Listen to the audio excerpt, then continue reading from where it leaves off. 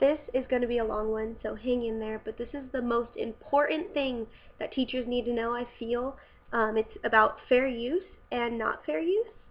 So basically, these are going to help you with what is okay to use and what is not okay. You're going to see in here that a lot of these 4 factors, they kind of intermingle and, sorry. They kind of intermingle, they cross through each other. I'm going to go back and forth between them. It's really hard to talk about them separately. And then each one, there's something that, like a disclaimer. So the first one is purpose of the use. It's okay to use it for an educational purpose. It's more likely protected if it's educational or not for profit, but that's not necessarily the case. If you use it in excess, then that infringes on copyright. The next factor is the nature of the copyrighted work. So you're allowed to make commentary and criticism and use it for teaching and scholarly works, as long as you're paying due credit to the author. However, if it's intended to be purchased, then that is an infringement of copyright. So if you have a subscription to software that is intended to help you with test taking, and then you give your password out to your students so that they can use it for test taking skills, that would be an infringement on copyright, because the author or the owner intended to be paid for their works, and them not getting paid by you sharing your code would be an infringement.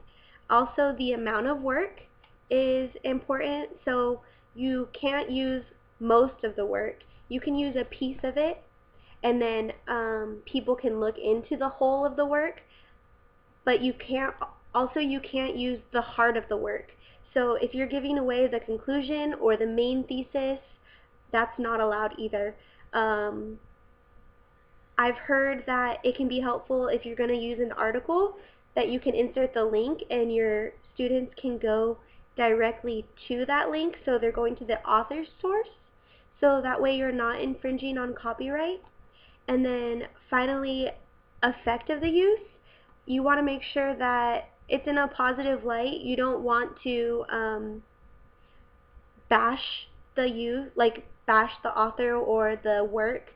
If it's intended to make them money, you don't want to lose them money. That would be against copyright. So there's a lot of things in there, but basically,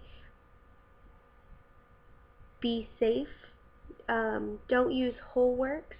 If it's meant to be purchased, you have to purchase individually, but you can use a small piece, just not the whole work and not the heart of the work. And for example, like a Disney movie, you can't just play a Disney movie if it's a rainy day, but you could play it if it was going to be beneficial and integrated into your teaching lesson, like the same subject. Things like this are okay for copyright, but again, it's better to be safe than sorry. It's err on the side of caution.